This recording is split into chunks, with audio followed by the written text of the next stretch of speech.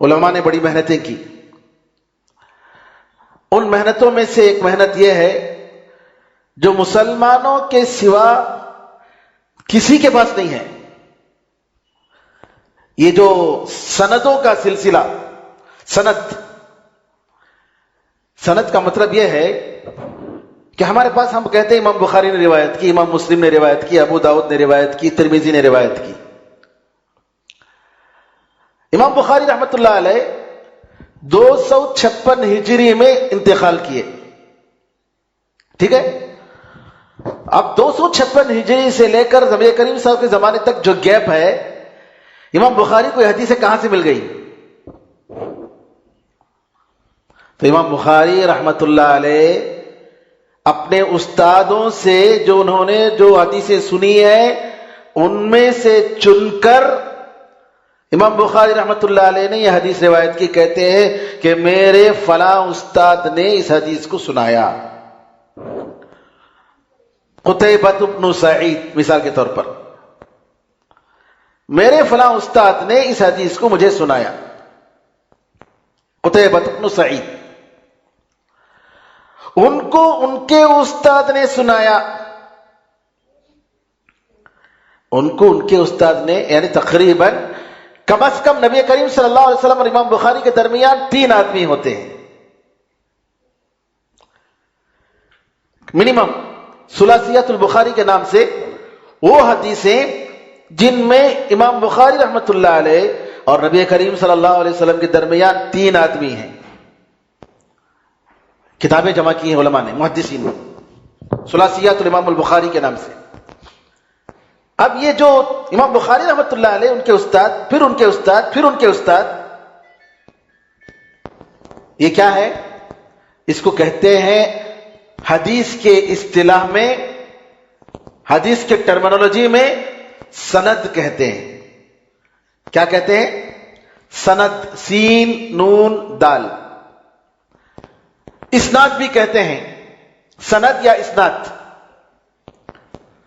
سند کہتے ہیں عربی زبان میں اصل میں ٹیکا لگانے کو. محدثین نے یہ شرط لگائی کہ کوئی بھی حدیث سند کے بغیر قبول نہیں کریں گے. سند کے لیے، کوئی بھی حدیث کو صحیح ہونے کے لیے سند ضروری ہے.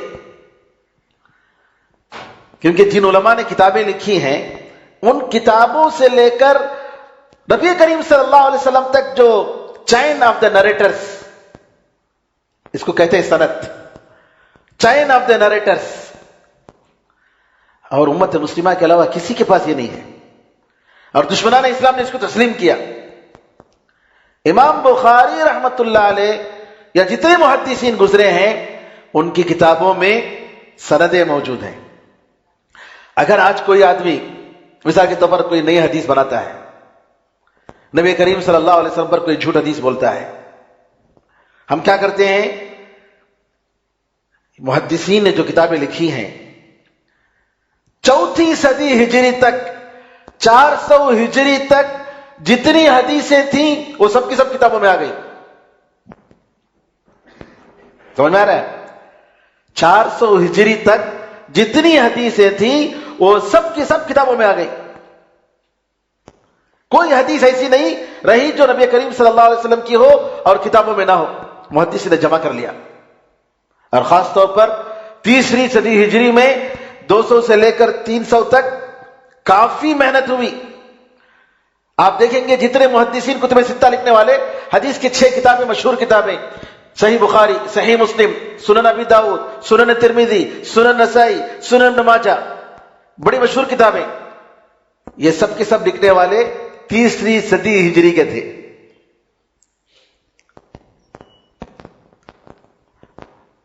اور سند کو بنیاد بنایا گیا. آج اگر کوئی حدیث آپ کے سامنے آتی ہے تو ہم کیا کرتے ہیں؟ یہ حدیث ان کتابوں میں ہے کہ نہیں ہے تلاش کرتے ہیں. اگر نہیں ہے تو کیا مطلب یہ حدیث جھوٹی ہے، یہ حدیث جھوٹی ہے.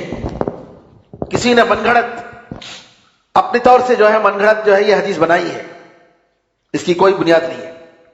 بغیر سند کے کسی بھی حدیث کو نہیں لی جائے گی. سمجھ میں آیا نا؟ یہ سند جس کو کہتے ہیں سند، حدیث کی سند، یہ چیک کرتے ہیں محدثین، ایک ایک آدمی کے بارے میں چیک کرتے ہیں. امام بخاری کا استاد، ان کے شیخ کیسے تھے، ان کے شیخ کیسے تھے، ان کے شیخ کیسے تھے، تابعی تک. صحابی کے بارے میں چیک کرنے کی ضرورت نہیں.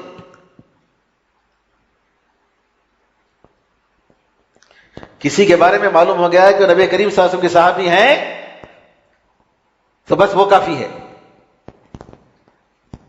اسی لیے علماء نے کہا الصحابۃ کلھم عدول، یہ قاعدہ ہے اہل سنت و جماعت کا. سارے کے سارے صحابہ یہ نیک، مخلص، جھوٹ نہیں بولنے والے، شریعت کے پابند، دین کا احترام کرنے والے ایسے لوگ تھے. الصحابۃ کلھم عدول، یہ اہل سنت اور جماعت کا قاعدہ ہے.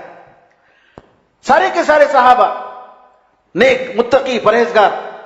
کیونکہ علماء نے شرط لگائی کہ کسی حدیث کو لینے کے لیے وہ آدمی نیک ہو، متقی ہو، پرہیزگار ہو، بڑے گناہیں نہ کرنے والا ہو، چھوٹے گناہوں پر اصرار نہ کرنے والا ہو.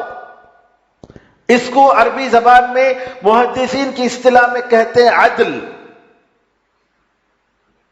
ایسا شخص جو نیک اور متقی اور پرہیزگار، انہی کی باتیں لیں گے، حدیثیں لیں گے، دوسروں کی حدیثیں نہیں لیں گے.